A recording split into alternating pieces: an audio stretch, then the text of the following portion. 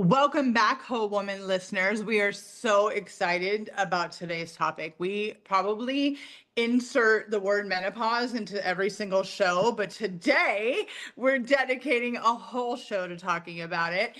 And I am one of your hosts, Rachel. Hello. Hi, I'm Kim, and I'm happy. I'm so excited to talk about this. And you know why I'm excited? Because I'm over it. Yeah, you just imagine me giving you like the middle finger. I won't do it on camera, but I'm doing it below the camera right now. No, it's Oh just no. so fascinating that we are both in different stages of it, so we can kind of share our journeys with you. And please feel free to ask questions. We just Ugh. We really want to hear from you guys, and this is probably not going to be the only show we do on the topic. No. Now, we were talking about a lot. Do we want to make it factual? Do we want to give you the science, or do we just really want to be your good girlfriends and let you know that nothing you're experiencing is out of the norm, right? Yeah. I mean, so I've already dropped the ball and told them, you're smack dab in the middle of it. So like when did it start? What are you going through now? Just kind of update us.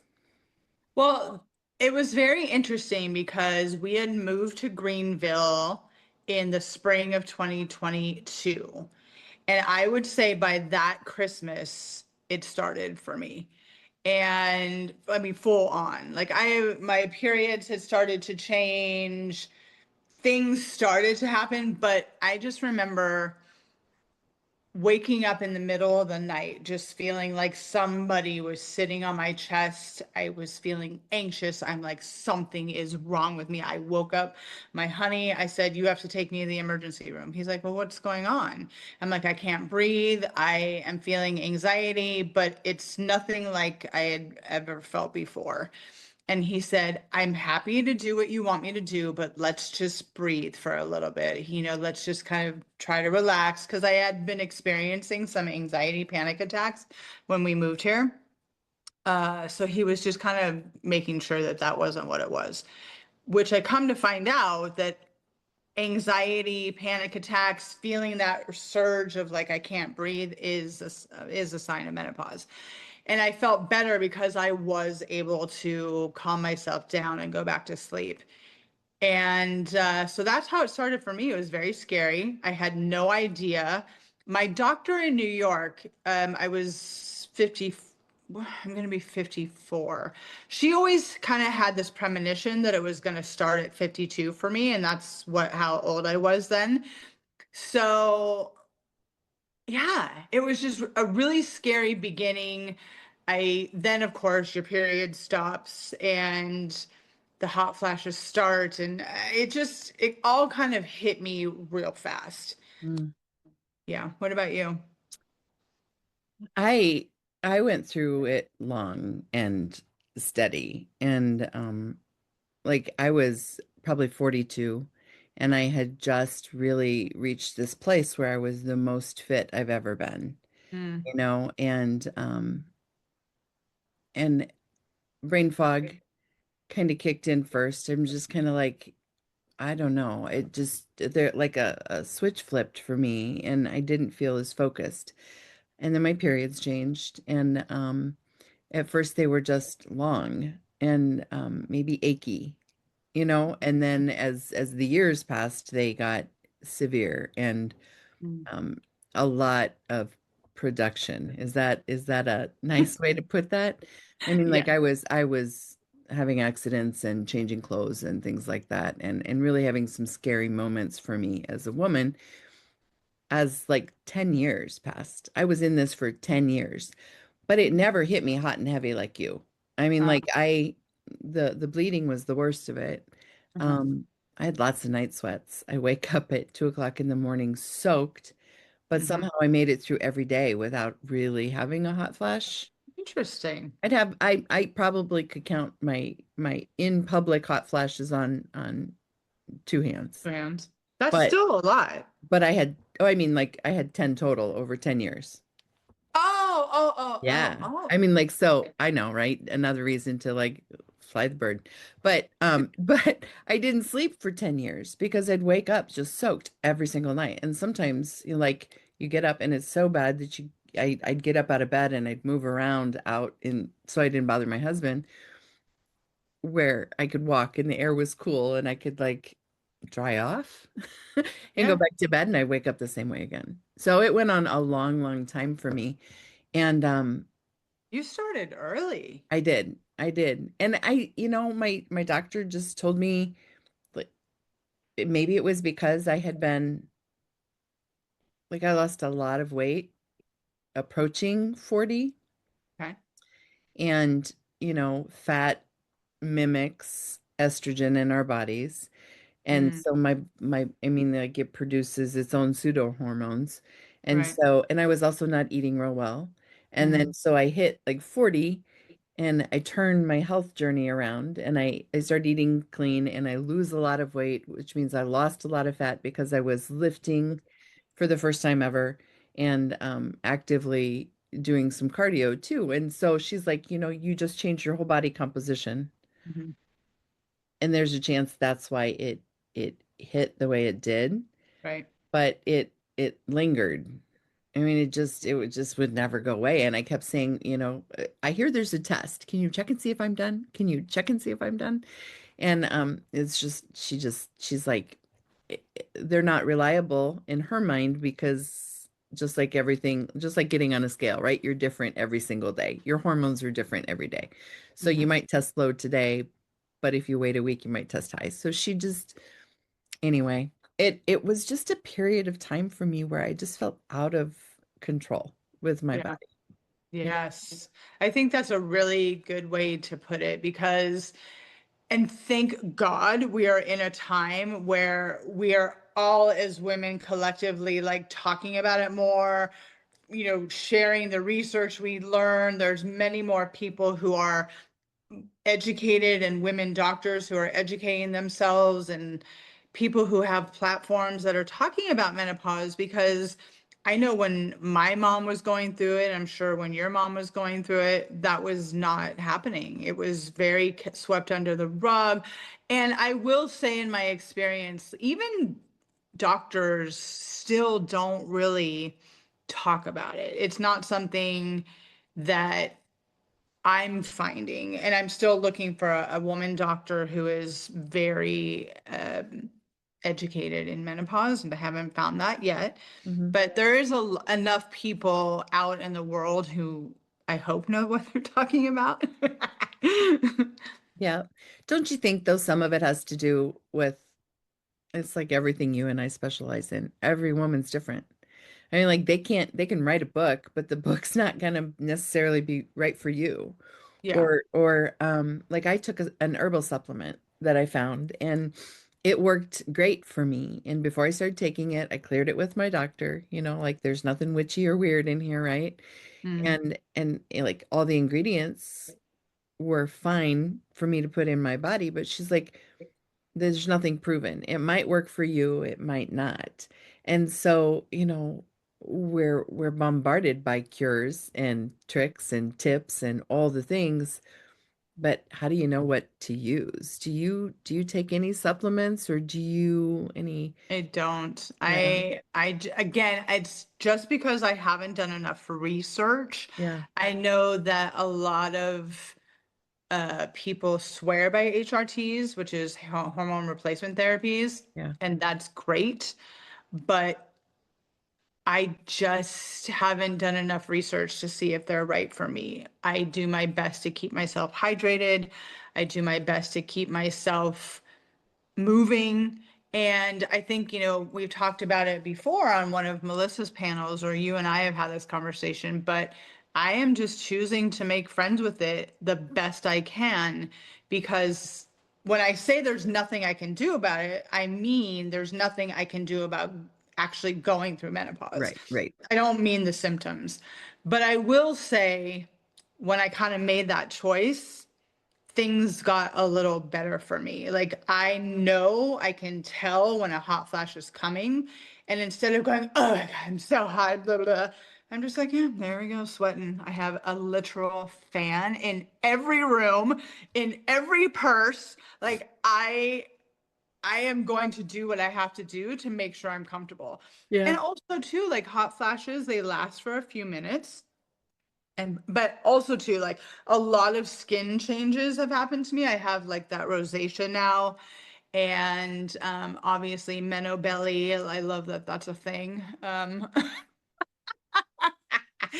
But and sometimes I get that joint pain, but again, I stretch sometimes in the evening before I go to bed. I keep myself moving, so I'm doing all right. Yeah. Yeah. I'm doing all right. I noticed those things too. Like my hair, I've always had a lot of really thick hair, and my hair got thinner over that period of time where it seemed like I was losing a lot of hair. It's like the Oh shower yeah. drain was Uh-huh. crazy, my floor. And when you've got long hair, it's everywhere. Yeah. And I had psoriasis, and that was terrible. And now all of a sudden, I mean, like just, I Hmm. think I've been done for maybe about a year, but Hmm. those things are normalizing again. Good. I feel like I'm in remission with my psoriasis, and my hair is getting thicker again. It's certainly That's good news. grayer, but Yes. um, but yeah, my skin, eh, I don't know, is drier. Oh, just all the things. Yeah. And just the things that nobody told us because again, it's almost like they were embarrassed. Like our mom's generation was embarrassed about the fact that their bodies were changing and that they weren't in control. And it's Hmm. like raise the white flag, man, because you can't do anything about it happening. Right? Well, you could die. That's about it. Otherwise, you're going to go through it. Yeah, for And sure. so so you remember your mom going through. Well, my mom is a little special circumstance, and now that I've started going through it, we've been able to have conversations. So, my mom used to get very heavy periods and fibroids. So, her doctor at that time, I think she was a little over 40, decided to do a hysterectomy on her. But she still says that even though the bleeding stopped and she didn't really have to contend with that, the emotional part Mhm. and some of the physiological symptoms of menopause were still, she would have anxiety, she would have some panic attacks, and now I kind of remember back, like she would just get real snappy, like very moody. I don't remember if she said that she got the hot flashes, but a lot of those symptoms still affected her Yeah. even after a hysterectomy. Yeah, it's so interesting because my mom too, the heavy periods, fibroids, pain, Are we and sisters? I think maybe. I mean, Okay, just sometimes it seems like it. yeah, But right? she had a hysterectomy at 40, and they removed her ovaries as well, and so she was instantly plunged into menopause. And Yeah. so I had no history. My sister the same. My sister had some problems and she had a Mm, hysterectomy. And so there were my grandmother didn't remember. And so, it's like it was me trying to figure out, is this normal? mhm, Is 40 early? I didn't really have anyone to talk to. But I do remember, I remember my mom just being more emotional and mhm. things just hit her. She was always such a level-headed, get it done kind of girl. And she went through a lot of just deeply emotional times when Yeah. for a while until her body leveled out. And I find the same for myself. Yeah. Like, I don't I know just about feel so you. bad for that generation. That Yeah. must have just felt awful feeling like you were so alone. Hmm. I mean, that makes me sad actually. Yeah, me too. And it's like just knowing that someone else has gone through it, or that I'm not crazy, or that I'm not dying, or that this is a normal thing, Hmm. makes all the difference. Yeah, Yeah. for sure. So, And I think that's why we really want to jump on that bandwagon of talking about it so openly, because the last thing that the women who are experiencing it or going to experience it, that's the last thing we want is for you to feel alone. yeah, And if I could just interject this before I lose my thought due to brain fog. I'm still personal training some of my New York clients, and one of them is in her early 40s. and she came across this article about women in their 40s, how important it is to kind of start now to prepare your body for menopause, right? So here we are establishing good sleep habits. Sorry, I got a phone call there. So establishing good sleep habits now, establishing good eating habits, getting rid of that high processed, ultra processed food, learning how to manage your stress, kind of getting yourself healed from any kind of trauma to what, so when your body does start going through that stuff, you have a better handle on it and you know what to expect. So I think that is amazing advice. I love that advice, and I'm passing that advice on to our listeners. Yeah, the thing I would add to that is learning how to um, reach a mindful place. I mean, like I Mm-hmm. agree with the sleep and the eating and the movement and the water, above all other things. But I think for me, learning how to just pause Mm, and allow like the flash to happen or whatever, it goes away faster if you're not freaking out or irritated yeah, or whatever. And yeah, it's just it's an interesting time of life. It it is really is. crazy. I just think I know we talked about it yesterday when we were prepping for today's show, and it's like it is in essence, we as women in our 40s, 50s, 60s, literally going through puberty again. You know, those mood swings, those, the changes in our physical bodies. And it's just, yeah, I'm like, oh, okay, that tracks. That makes sense. Hmm. And it's just, again, I'm going to say this, that the more I educate myself, the more I learn about symptoms and have a healthy relationship with that and go, oh my God, I hope that doesn't happen to me. That is only just kind of creating a negative space with something that my body is going to do with or without my permission. So Right. I might as well be at peace about it. And is every day is that easy? Hell no. I was snapping like a snapping turtle at my partner yesterday for why, have no idea. But just his pure presence and any question he had for me, I was like, ah, Yeah. I thank noticed that too. God. Like all my friends, they had PMS when we were younger, right? And I always thought that that was just baloney. I mean, Yeah. that really doesn't happen. It's I don't need chocolate. I don't need to be cranky. I don't need all those things just because my hormones. But maybe that was just me. But boy, when I had menopause, I found myself sometimes thinking things like someone would say something and the thought that would instantly pop into my head, and later on I'm like, oh my gosh, who are you? Mhm. Where did this come from? Or where did this eye roll? Like like why? Why do I feel this way? And yeah, it's just such a unique time. And I don't know, I find myself counting to 10 now. I mean, it's like before you open your mouth, before you release the eye roll, count to 10 and really think about what you want to convey to the other person in the room, right? Right.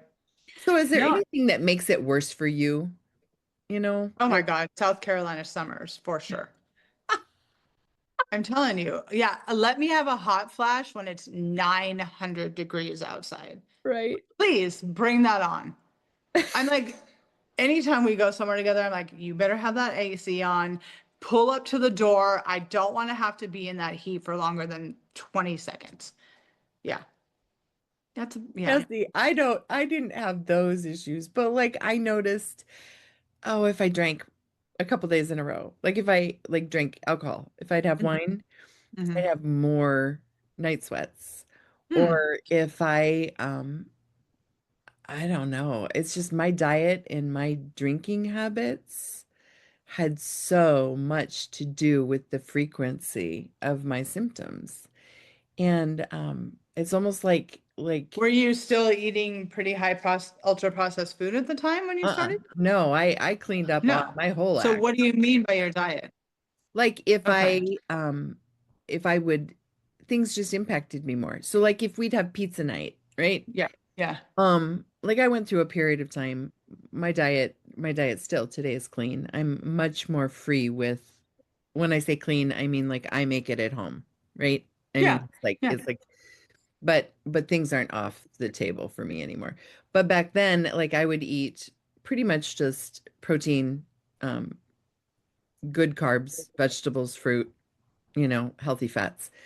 But then, like, if we'd go out to a local place that had pizza, delicious pizza, like made with double zero flour, and those big crusty air pockets in the crust, that pizza. Yeah. Yeah. Yeah.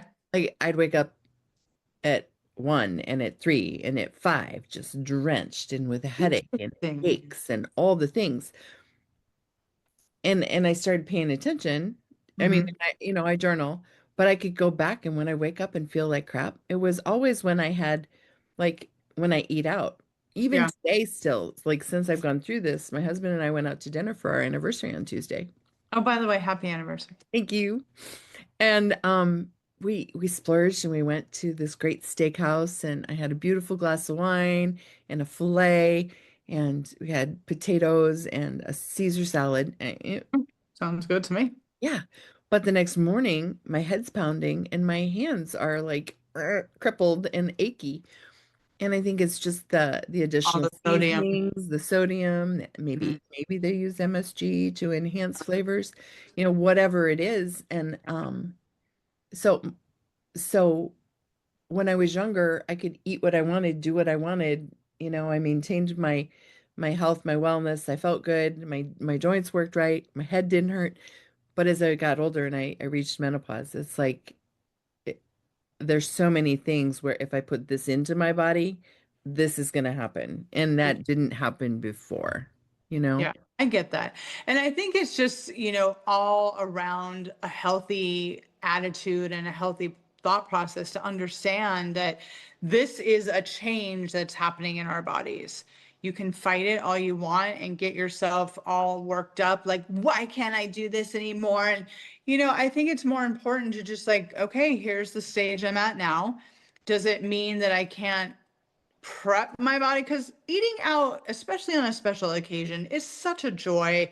And you're right, sometimes because you don't know what's going in that food, you have the repercussions the next day. But if you already know that, you know what? You drink a little bit more water the next day, you eat a little cleaner the next day, maybe pull back the food a little bit. Again, another topic for another episode, but when I wrote in my book, like even intermittent fasting is a diet. And it is. But after going through this experience with all my ileus and my gut health, that sometimes my body needs to rest, and that means to not have to digest any food. Hmm. So I have no problem fasting for a day or an evening skipping dinner now because my thinking has evolved.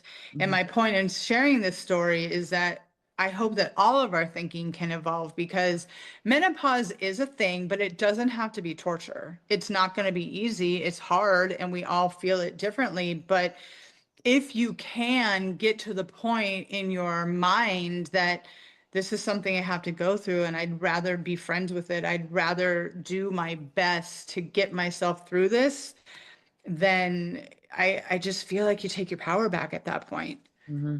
I agree. And I feel like this is the most important time to advocate for yourself. I mean, this is the beginning, right? Um, it just be aware of what your options are. Hmm.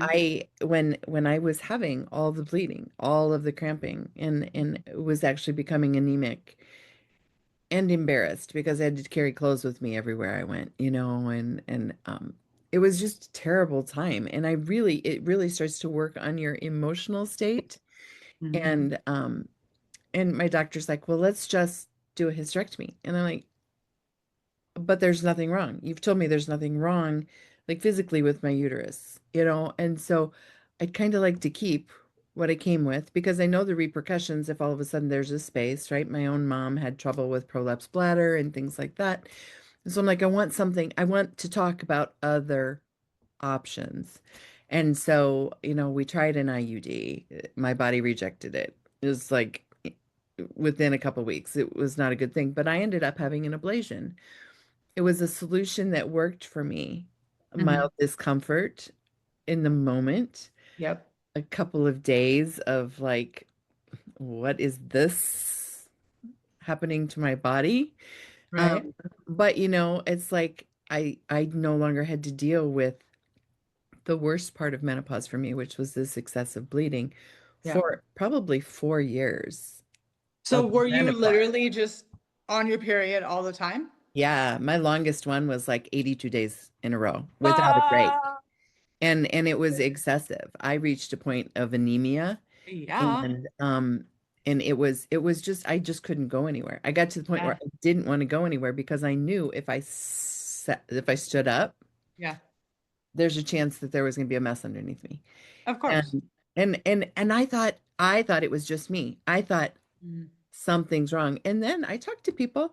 I mean, it happens to women all over the place. We're all Yeah. going through it. Nobody talks about it. I mean, like, and quite frankly, the people who are creating the products that we use, Hmm. they don't get it. They Oh, must do be you want to men. hear They what must I be would, men because these products of don't work. course. Yeah. Well, do you want to hear the funnest part of when I was tapering off from my period? Mhm. Uh, so I've used Always products my whole life. Mhm. They work for me. I love them. And so beginning menopause, still getting my period. Beginning menopause, still getting my period. And it's called pad rash. It's a real thing. And so the pads were chafing me to the point where I couldn't even walk in one. And I had to switch to 100% cotton pads because whatever, like you said, whatever the crap and the things that we use. And I avoided tampons my whole life because I just did not want something inside me like that. I didn't want that. And they were never comfortable. So I was always on pads, but at this stage in my life, I have been bleeding since I was 11 years old. And to have this happen to me, and it was actually my honey who discovered it. He's like, well, he loves to Google, he loves to research. He's like, it's something from menopause and it's called pad rash. Your body is literally rejecting these pads. And I was like, okay. You got a good man. Yeah. Yeah. Yeah, he's the best. If you tell him to research anything, he's on it like that. He loves it. So I'm like, honey, can you figure this out for me, please? But yeah, so that was my fun experience with my period. Nothing compared to you, but just Wow. ladies, if you're getting pad rash, switch to 100% cotton. There you go. And maybe put some Vaseline on your inner cooch. All right. Well,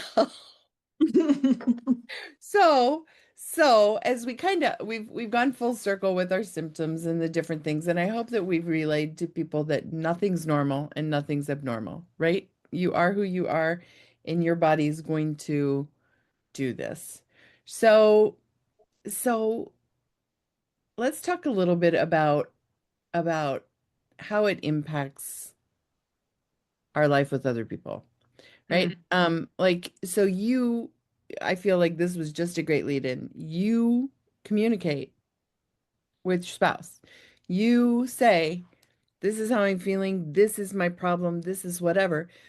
I think it's so important that we let the people in our lives know what we're going through. We can't expect our husbands or our partners or even our children, if they're still around, to know what we're going through because they are not experiencing it, right?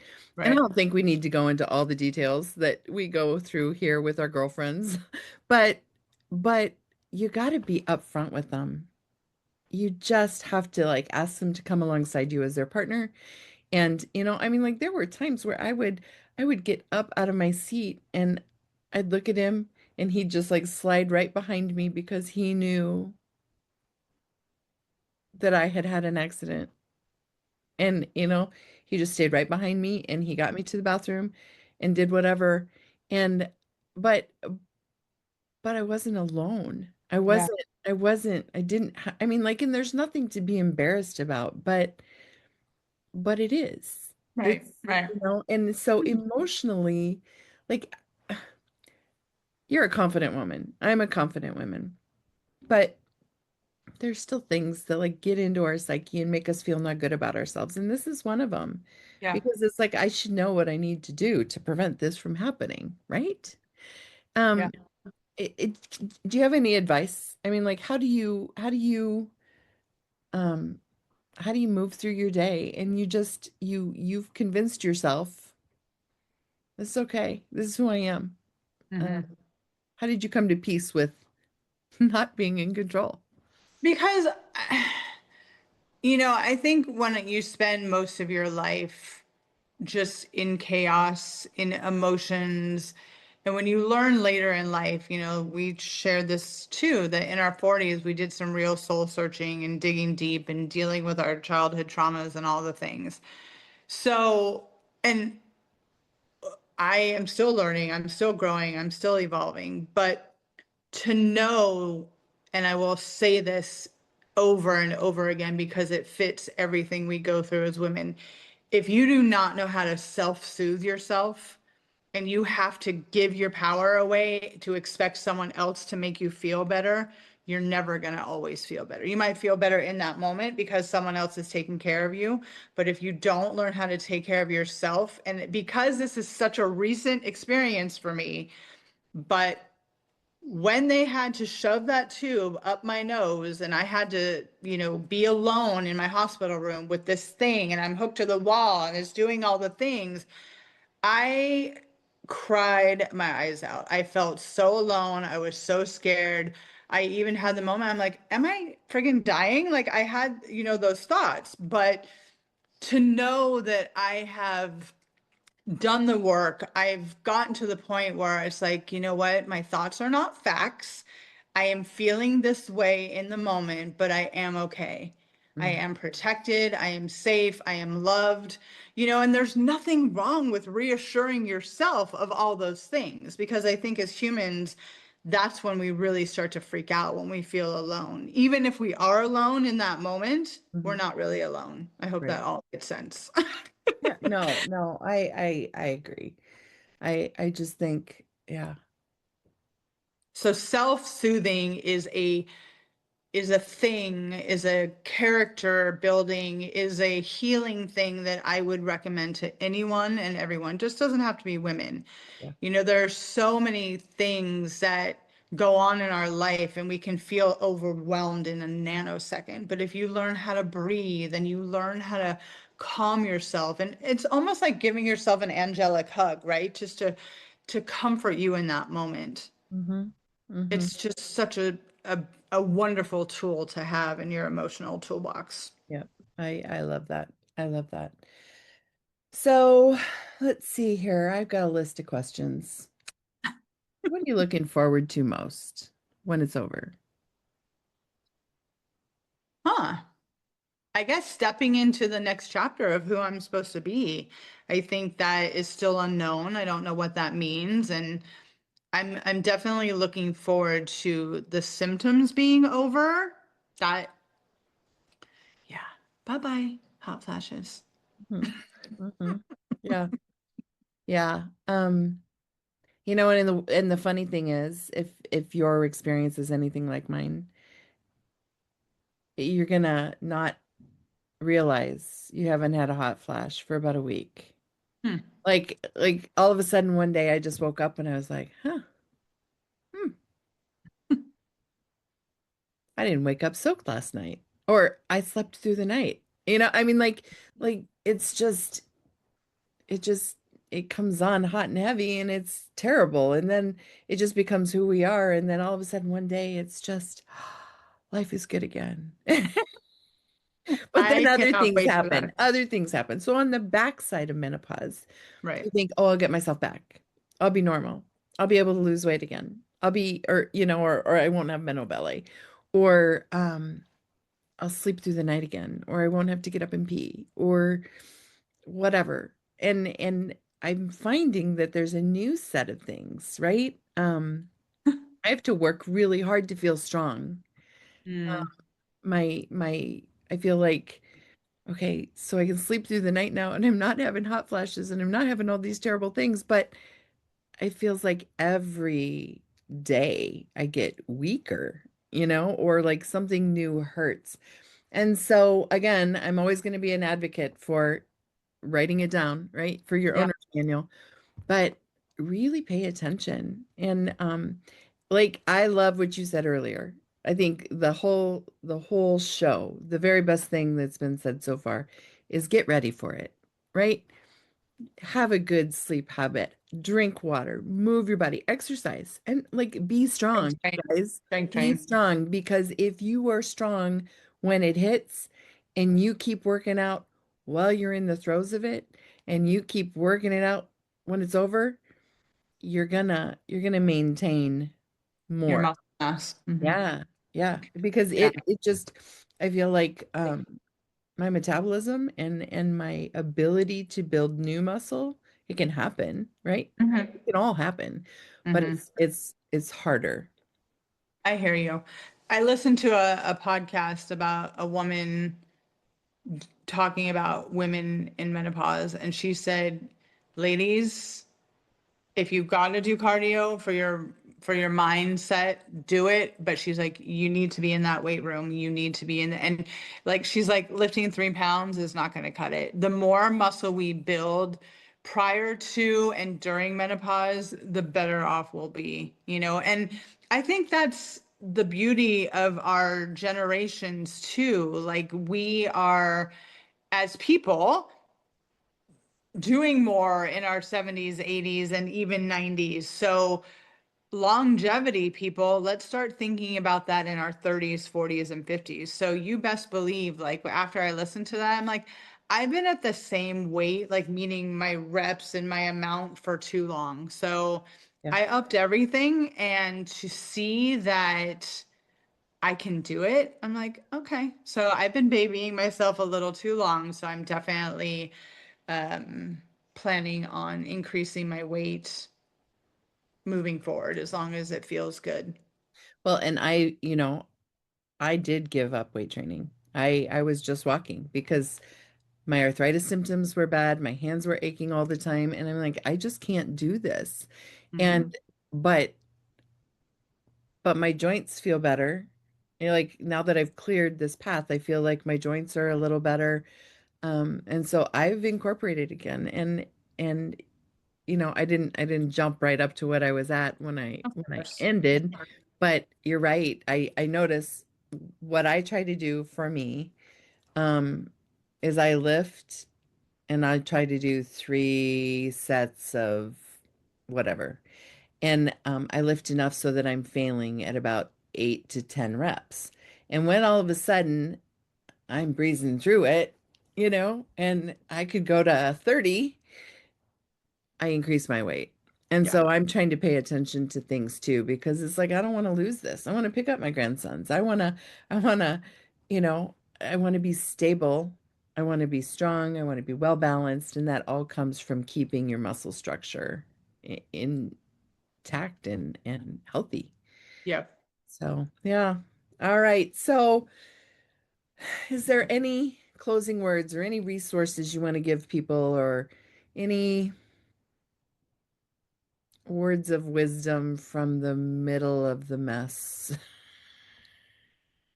I will say that we can all get through this, and just know that if you're going through menopause right now, you're going through it in an amazing time because it's a much more discussed topic. There's many more resources out there to help you educate yourself. And just remember, no matter how bad you feel in a moment, that you are not alone.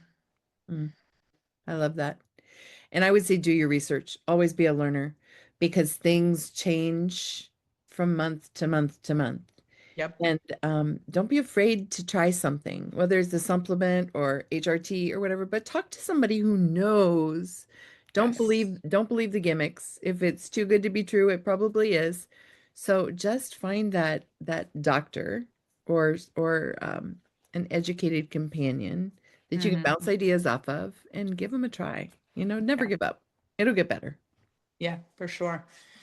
Well, thank you so much for listening to another episode of the Whole Woman podcast. I'm Rachel. I'm Kim. See you guys next time. Bye.